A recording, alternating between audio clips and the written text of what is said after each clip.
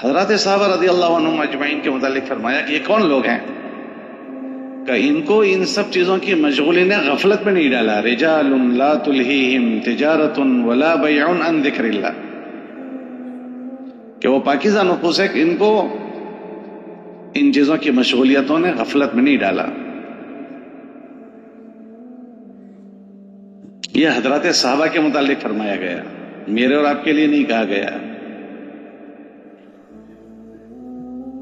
تو یہ چیزوں میں ہم لوگ مشغول ہیں اور ہونا بھی ہے، اس کو کوئی چھوڑے گا نہیں. اس دنیا میں کوئی ان چیزوں کو چھوڑ کر زندگی نہ گزارے، ملنگ نہ بنے، سنیاسی نہ بنے کہ سب چیزیں چھوڑ دی اور چلا گیا. ان سب چیزوں میں مشغول ہونا ہے. اگر ان چیزوں میں ایسے مشغول ہوا گیا جیسے مشغول ہونا ہے تو یہ چیزیں ہماری دنیا نہیں ہے، یہ بھی ہمارا دین ہے. کاروبار میں مشغول ہونا بہت بڑا دین ہے، تجارت کرنا بہت بڑا دین. کتنا بڑا دین؟ کتابوں میں ایسا لکھا ہے کہ اگر امانت دار اور سچا تاجر ہے تو وہ مرے اتنی دیر ہے بس، پھر کیا ہوگا کہ اس کا حشر نبیوں کے ساتھ ہو جائے گا. التاجر الصدوق الامین، امانت دار اور سچا تاجر، تو اس کا حشر صدیقین اور نبیوں کے ساتھ ہو جائے. اگر تجارت کرنا برا ہوتا تو اس کا حشر نبیوں اور صدیقین کے ساتھ ہو جاتا. بادشاہت کرنا برا نہیں ہے، کیا کرنا بولو بھائی؟ اگر اللہ کسی کو بادشاہت پر پہنچا دے تو بادشاہ بننا بھی برا نہیں ہے. حضرت ابوبکر صدیق رضی اللہ تعالیٰ عنہ حضور علیہ السلام کی وفات کے بعد کیا بنے تھے؟ بادشاہ بنے تھے، امیر المومنین. پھر ان کی وفات کے بعد حضرت عمر کیا بنے؟ ارے بولو بھائی کیا بنے؟ اتنا تو زور سے بولو کہ نیند نہ آئے. بادشاہ نہیں بنے. اگر بادشاہ بننا برا ہوتا تو یہ لوگ بادشاہ بنتے؟ کتابوں میں آتا ہے کہ بادشاہ بننا برا نہیں ہے، غلط بادشاہ بننا برا ہے.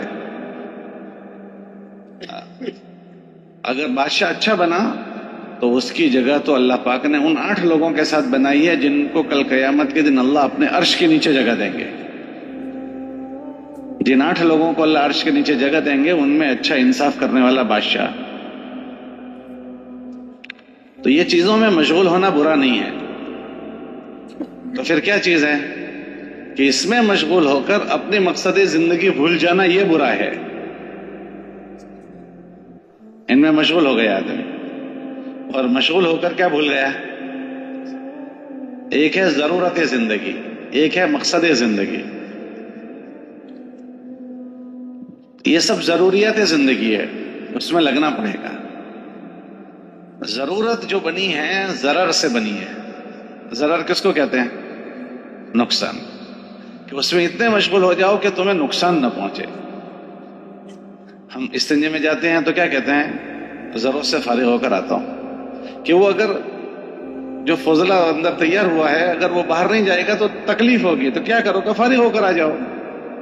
بھوک لگی ہے نہیں کھائیں گے تو تکلیف ہوگی، کہ کھانا کھا کر آ جاؤ. تو ضرورت میں آدمی کتنا مشغول ہوتا ہے کہ جتنی مشغولی سے ضرر دور ہو جائے. کیا دور ہو جائے؟ ضرر دور ہو جائے. اس لیے ہم کھانا کھائیں گے تاکہ ہم عبادت کر سکیں.